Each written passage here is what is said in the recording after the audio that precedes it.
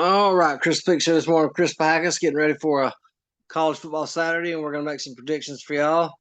Um, Chris, how's it going, man? It's going well. Going Big well. big day today in the college football world. Yeah, it is. Um, which one you want to start with? Well, man, let's start with we want to go Colorado, Oregon. Let's go Colorado, Oregon. Okay. I'm going to make a bold prediction here. And I think I'm kind of going against my gut feeling on this. I'm kind of using my head a bit. I think Colorado is going to win this one, but probably for a lot of different reasons than what others would think. I mean, there's some that are drinking the Kool-Aid that they're just the greatest team, on planet Earth, whatever. I actually don't think that. I think both teams are your typical, you know, regular season darlings, and I just don't think Oregon is as good as people think they are. And I think that Colorado will edge them on this, but I think it's going to be a close game. I think it's going to be a high scoring affair. I imagine both teams will put up 30. But I think Colorado will find a way to win. But I just don't know that there's anybody in the regular season that can really present a a good challenge to Colorado at this point. Because Oregon is not the Oregon of 2010, and the USC is not the USC of 2005. So but it almost seems like everybody's treating them like they are, and they're just absolutely not. I So don't think that's what I'm gonna say on that one. I don't think Oregon's as good as what they've been hyped. Mhm. I think last week Colorado was looking ahead to this game. Yeah. Um, I'm with you. I'm going with the Colorado over Oregon. Okay. Here's one that as I was looking over the schedule last night, it's one that really piqued my curiosity. Florida State and Clemson. And here's the thing. I think most are saying Florida State's on a roll, that they got this one. They're only favored by 2 points. So but outside of the favor, let's let's look at something. Um, One, Clemson is also not the Clemson of the past. However, I think they're better than their record. That I think a lot of people are judging Clemson based on their performance against Duke. Uh, I think they are better than what they played against Duke. I do not think that they are, a top 10 team in any way, shape, or form, but I do think they're better than what they played that night. I mean, we've seen it over the years plenty of times that a team has come out kind of flat-footed at against someone that they expect to be kind of a walkover opponent, an opponent they don't really respect. And I think they underestimated Duke. And so I do think they're better than they were that night. That being said, I do think Florida State is going to win this one. Now, it is in Clemson. Clemson has one of the best atmospheres in college football at their home. Absolutely. The way they drive up on the bus and everything and run down the hill, I gotta admit that's pretty cool. But I think that'll give them a little bit of energy, and I think that they will probably make a game out of it until I want to say late third, early fourth quarter. Florida State will probably start to pull away and win this by 2 scores at least. I like Clemson staying in it till the end, and Yeah. Florida State in a close one. Yeah, but I think it's going to be a great game. It may be one of the most competitive games on today. Yep. So you with me on that one? Yep. I think Florida State in a close one. Yeah. Okay. But you think they'll kind of stretch it at the end, though? No, I think Clemson's No? going to stay with them. You think they're going to stay with them the whole time? I Yeah. think the crowd is going to keep them in the game, and they'll feed off of it. I think Mhm. I think it's going to be when it goes down, but I Yeah. think Florida State wins in the end. I'm going to pick Florida State by 10. Okay. Okay. I'll say a field goal. Okay. Now let's look at the game we really want to talk about. The one that everyone in Alabama is very interested in. Georgia and UAB. No, I got Georgia. All right. On to the next one. Here is one that I think is gonna be the I don't know what the right word for this is, but I don't want to say biggest disappointment, but to be the one that no one's saying it's going to be. And that's Ohio State and Notre Dame. I don't have a high opinion of Notre Dame. I don't either. I mean, to me, the last time Notre Dame was a legitimate top 10 team, Joe Montana helped carry Rudy off the field. You said that it had LSU. You wasn't even born there, and I remember. Had they not had that 4th and 11 pass LSU against Auburn in 1988, Auburn would have been in that game instead of West Virginia, and Notre Dame would have wanted no part of Auburn that year. Man, that would have been interesting. Are you that damn old? Yeah, I'll be 47. But here's the thing: the reoccurring thing that has happened with Notre Dame for the last ever since they made it to the 2012 national championship. So we're talking 10 plus years now. The reoccurring theme has been they can win until they play somebody. You know, when they've made the playoffs twice, each time, was completely dominated and just blown right off the ball, and proved that they didn't belong there. So until Notre Dame can win me over by proving that they belong on the big field, I say they don't. I say Ohio State, they're favored by 3. I think it's going to be more like 17. I was going to say 21. Mm-hmm. I mean, I also don't. I think Ohio. It feels like everybody but Texas is having a down year this year. Well, Texas and Colorado, but I don't think Ohio State is as strong as they've been in recent years.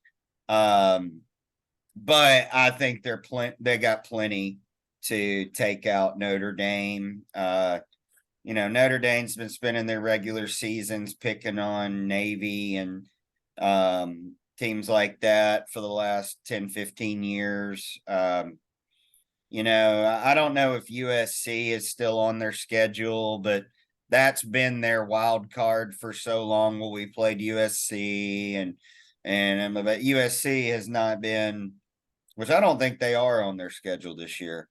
But USC has not been, anything to really write home about since Carroll left, really. And so I can't even remember the last time Notre Dame actually won a big game. They beat Clemson a couple years ago, but Clemson was ranked pretty high, but their starting quarterback was out. And then they played them in that ACC championship game. They got blowed out. Honestly, I can't remember when Notre Dame won a big and game. For those that maybe enjoy watching prediction shows that actually don't know anything about football, let me help you out. The quarterback is very important. Main thing to know about football is if you aren't playing with your quarterback, you might as well not play with a football. You know, that can be, as Alabama fans know all too well right now, that can be a pretty crucial factor in a game. Yeah. So I give Notre Dame zero credit for that win. So no, until they do win a big game like that, because I can't think of another one other than that one. And that one obviously had some pretty extenuating circumstances. You know, until they win a big game, I'm never going to pick them and I'm never going to believe in them, because every single time they've made it to the big stage, they've gotten blown out. I mean, and it's not just beat. It's not beaten in a competitive game. It's literally blown out and dominated. You know, so I'm yeah, no Notre Dame for me. Well, that might bring us to the big one, at least the big one for us. So, Alabama and Ole Miss. I'm Now, going Ole Miss. all the talk and the struggles of Alabama on the offensive line and the quarterback position, they're still favored by 7 today. 7's a big number in a competitive game. It is at home. I don't think they can outscore Ole Miss. Yeah, I think this is gonna be a tough game.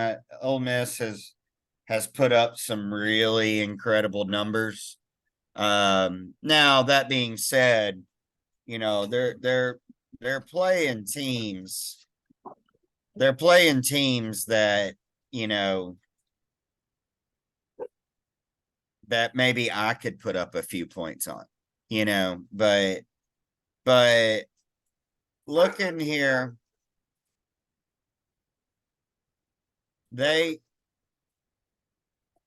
hold on. Hey. Yeah. Cut it out. Stop. Yeah.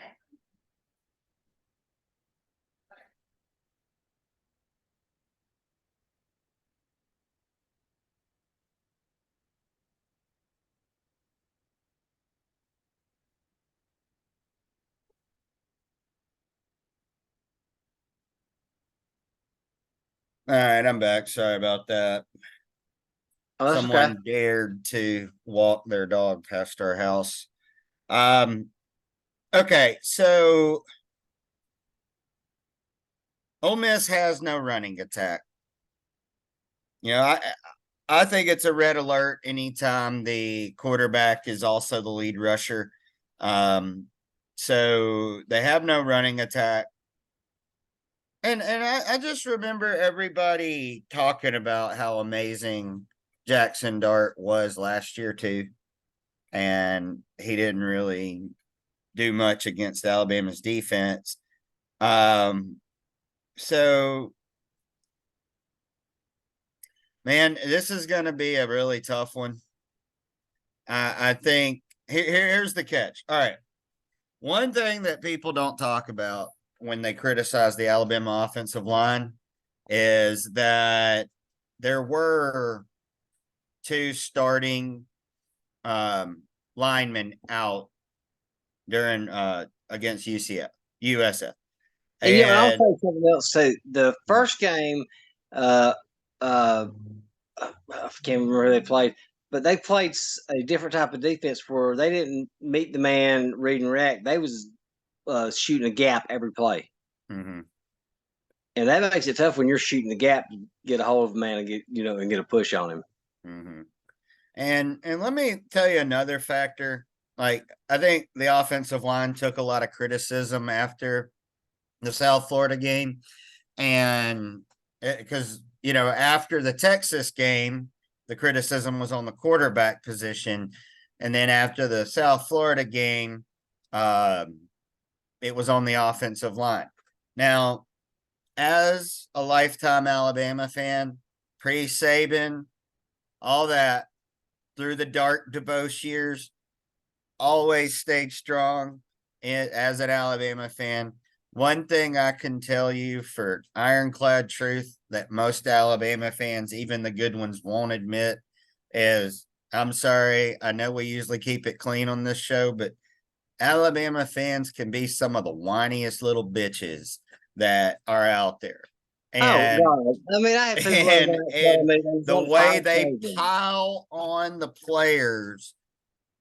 Now, I don't know if other teams' fan base does this because I don't follow, as far as local shows with the other teams, but it does seem that, especially here in the Saban era, that Alabama fans are spoiled, but really and truly, I mean, you can probably attest to this too, Chris.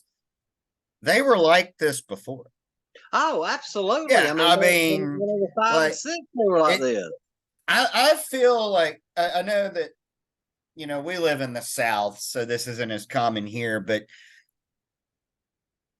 I'm actually a Southern hockey fan. Okay, I'm one of those guys, and we have a minor league team here, and I think the way hockey fans rag on their own team is similar, more comparable to the way Alabama fans rag on their own team compared to other football teams, other college football teams. It's like, hey, you know what? I really got frustrated with how people piled on Milroe after the Texas game. I mean, and I heard that he had some attitude problems, and that turns out my prediction before was right, that he did indeed that the South Florida game was more about punishing Milroe than anything else. And because he named him starter immediately. I mean, he didn't even wait till Friday. He named him starter on Monday. But I think I'd have an attitude problem too. It was his first big game. He's a first-year starter. I mean, I'm trying to remember the last time we had a first-year starter go up against a team the caliber of Texas the second game of the season. Yeah, I mean, he's a first-year starter. He's new in the offense. I mean, and let's face it, he was running for his life a lot of the time. And one thing I was going to say about the offensive line, if you don't have a quarterback with some decent experience, that's going to affect the line. And this is how, and if you've never played football, you may not know this because, you can't really see it that well on TV. But when the offense lines up on the ball, the first thing that the center and the quarterback are doing is looking at the way that the defense lines up. And I just hope that our center can read a defensive front better than he can snap a football, because that could be a problem. The center is calling out signals to the rest of the line. The quarterback's calling out signals. He's supposed to pick up a blitz, things like that. And they're calling and they're making checks. They're reading that defense. And that is probably one of the hardest parts of being a quarterback. So when you've got a guy like Ty Simpson, like Tyler Buckner, that doesn't have that experience, and not only that, but doesn't even have the practice experience with the ones that Milroe had probably all off preseason. it's difficult.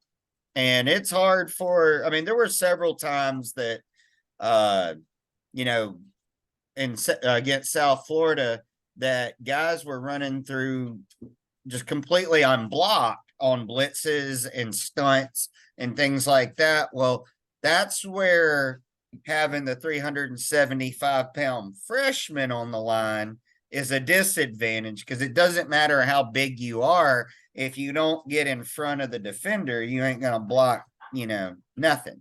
You couldn't block a Chihuahua if you don't stand in front of him. But that experience really goes a long way. The best center on my high school football team was 5'7" and about 195 pounds. But that's high school football. It's not college, but he got the job done, and so it's not, and I mean, the best nose guard on my high school football team was about the same height, 5'7", 5'8", and I think he would have been around 165, between 165, 172 pounds.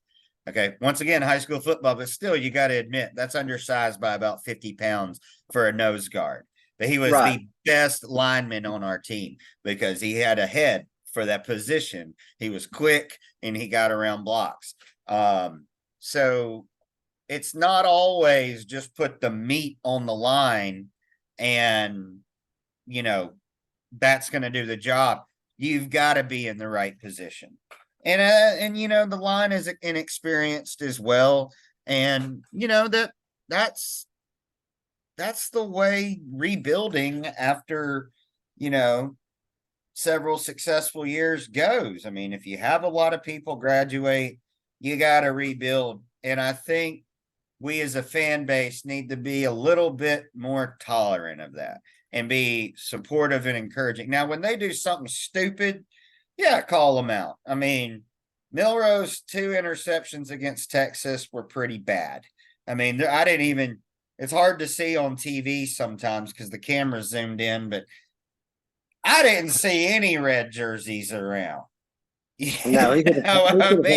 It's like he could have had 2 or 3 more. Yeah, I mean, it kind of looks like did he get confused and think they were the away team and threw to the white jerseys? But so I mean, that was really bad. Okay, but I still say Texas is a quality team with a quality defense, and he put up 24 on them. We didn't have 2 interceptions. We didn't have a run back to put us in the red zone. We didn't have that night. Texas did. Texas had 10 points off turnovers. Our defense didn't get any turnovers, so he had 0 help. So actually, he really put up the same amount of points that Texas's offense did. Now given the interceptions were on him, but it's like, hey, he's a rookie. 2 interceptions, and we had 2 touchdowns called back. Yeah, I mean, so it wasn't just him. The penalties are still killing us, and that is one thing, and that's one thing where I think Saban should be criticized, because he called out more than anything, and over the summer, over the whole off season, the preseason, he said, we're going to work on the penalties. Okay, if that was their primary focus throughout that time, and they're still committing record level penalties, it's like, maybe you should try not focusing on the penalties. Maybe that'll work. It's like, I don't know. I mean, but if that was your primary focus, throughout the preseason, the offseason, the preseason, summer workout, no more penalties, no more penalties, no more penalties, yet we're still committing the most penalties in the NCAA, then it's like, wait a minute, are we just in a time where, and this was an interesting case that I heard recently that's worth considering, that today's coddled player doesn't respond to discipline. They respond to excessive encouragement the way Deion Sanders does it. I mean, he's just a major hype train, and more like kind of like this. He's like a little bit more harder spoken Joel Osteen for football. I mean, just all positivity, all encouragement that maybe today's player isn't going to respond to that kind of discipline that, we had growing up, that they're not going to respond to the Bobby Knight style of coaching, and I mean, it's a result of a few things. The coddling of the players with things like the transfer portal and the NIL, and just the coddling of our society as a whole. As the society pussifies more and more, sports like football are gonna, just decrease in what they once were. But strangely enough, like I said, I was a hockey fan. I don't see that happening there. They're still tearing people's heads off there. Yeah. I mean, it's like, so that's just where, kind of a devil's advocate type outlook on it. I don't understand it. If it is a societal thing, if it is a cultural thing, why does it still work in hockey?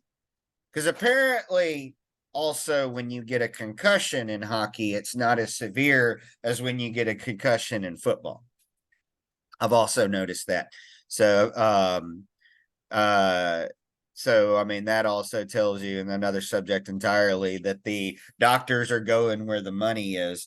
But, I heard a crazy stat once that there's actually more concussions in soccer than there is in football. I've heard that too. Yeah.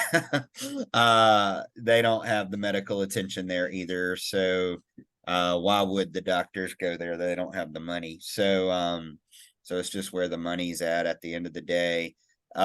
So we probably went too long on the Alabama game. But I can't pick against Alabama. It would be against everything that I stand for, so I am biased, but I'm going to take Alabama, but less. They're not going to cover. I'm going to say less than 7, something like a 24-20. I'd like to see them get it more than a field goal, but it may even be less than a field goal. We got Reichard, that's dependable. Go Bucks. But he might get us one in the last second to clinch it by 1 point. But as much as I hate to say it, I'm going with the Rebels. You're what? I got to go with the Rebels. Oh, really? By how much? In a close one, I don't think they're going to blow them out, but I mean, 7 points. I just don't think Alabama can outscore them.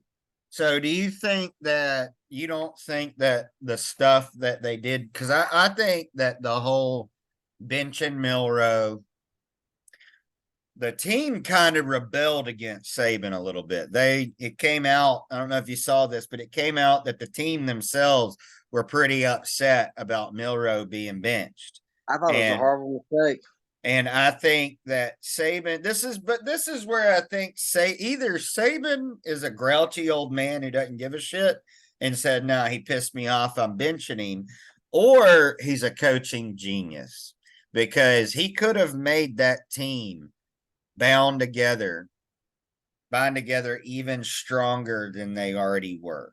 And I think he knew they were playing discombobulated, and they were not going to be able to play like that moving forward. So he's like, hey, I don't want this season to be a disaster, so I've got to get them back on track somehow. And I think that was his goal. I think I'm going to go for the coaching genius. And I think win, lose, or draw, I think the team plays their best game of the season today. I hope you're right. Okay. So LSU and Arkansas. It's in LSU. LSU looked really good last week. I think they're gonna. I think they'll win that one handedly. I agree. Okay. So Iowa and Penn State. I So got Iowa. Iowa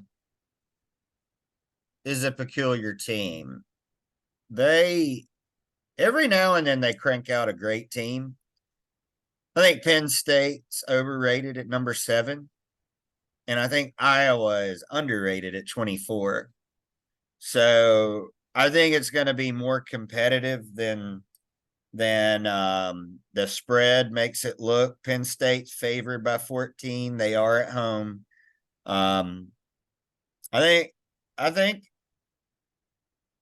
I think Iowa might surprise a lot of people, but I still think Penn State edges them.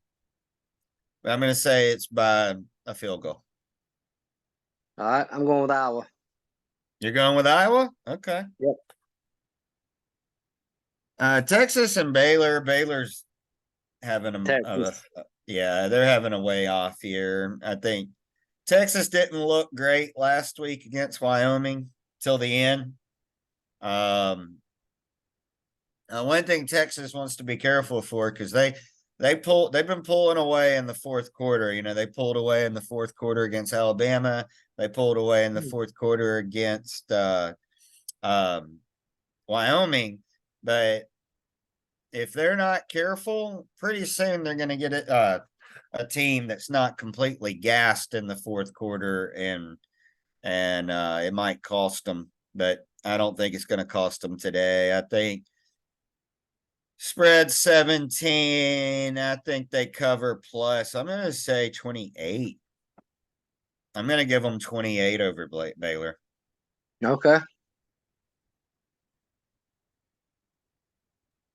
Well, the only other thing I see here, Oklahoma, Cincinnati. I don't know that's really. They're in Cincinnati. Cincinnati is having one of their better years so far, but I don't know. I'm still uncertain. Now, where this game does slightly interest me is, Oklahoma is another one of those teams I'm uncertain about until, they put their money where their mouth is. I think going in a foreign environment, on the road against a good team, it'll I think they'll win it pretty handily by 2 scores, maybe 3.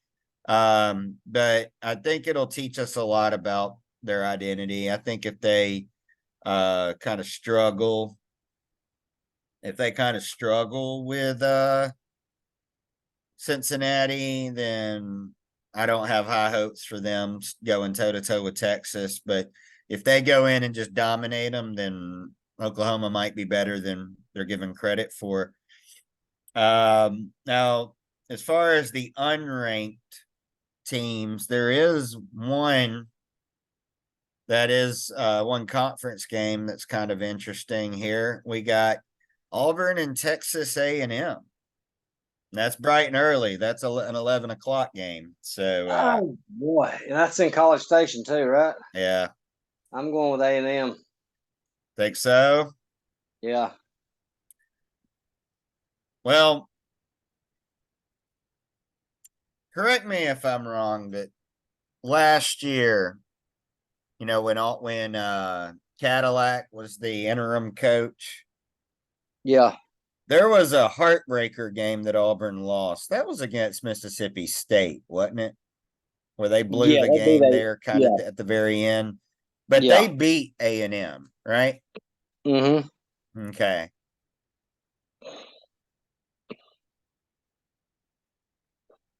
A&M is definitely going to want some revenge for that. No, that's the thing. A&M, even in these last 2 seasons where they've played poorly for the most part, let's not forget they do own a victory over a 2021 national championship runner-up Alabama team. Right. And then they had a very close loss. Of course, Milroe was at quarterback for that game, not Young. That was when Young was injured. But they have a tendency to get themselves pretty fired up. You know, I don't know if you remember well, you I'm sure do. The 2013 A&M game that was in College Station. Oh yeah. Manziel's second year. That team was overall not very successful. I don't remember exactly what their record was, but they had 8-5. 8-5. Okay, yeah. I knew it was something like that. I knew it was at least 4, but that game was brutal. I mean, they were ready to play. It was another one of those you know, it was another one of those, early season big games. So had they played it 3 weeks later, I don't really know. But it was a barn burner. Yeah, that was a tough game, and A&M just has always had that tendency to be pesky when they want to be.